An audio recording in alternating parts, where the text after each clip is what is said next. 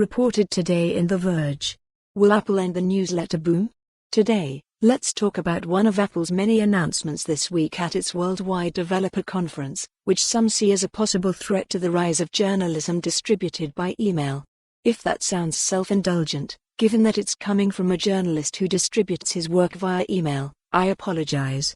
But it touches on so many of the subjects of interest to us here: a tech giant's ability to reshape markets to its liking, how journalism will navigate the platform era, what we mean when we talk about privacy, that I hope I can pique your interest at least a little.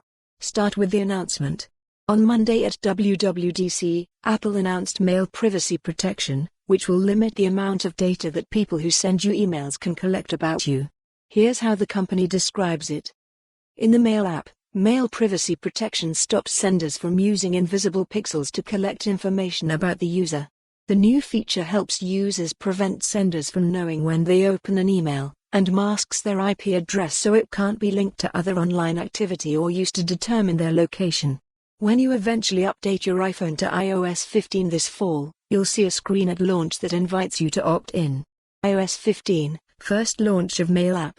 pic.twitter.com/w4uu9xfck. Let's assume most Apple Mail users opt in. How necessary is this data to building email-based businesses? Over the past day I've read and heard lots of disagreement. Some quick background for the non-email obsessives. Long ago, email marketers began including invisible pixels in the emails they send you. When you open their messages, those pixels load, telling the sender that you read their message, and might also infer your location from your IP address. Collectively, the percentage of people that actually open emails is known as the open rate, and it's one of the most important metrics that senders measure to gauge the effectiveness of what they're doing. It gives you a sense of how engaged your audience is, and how that engagement is changing over time. At the same time, there is a fairly long tradition of people finding this creepy.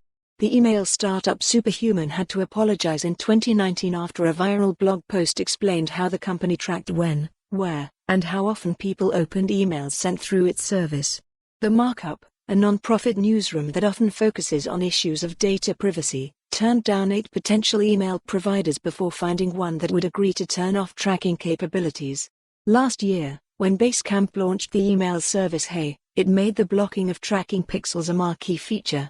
In a blog post today, Basecamp co-founder David Heinemeier Hansson, no fan of Apple in general, declared victory against tracking pixels. He wrote, "Given Apple's monopoly advantage with their pre. For more on this story, visit the news article link.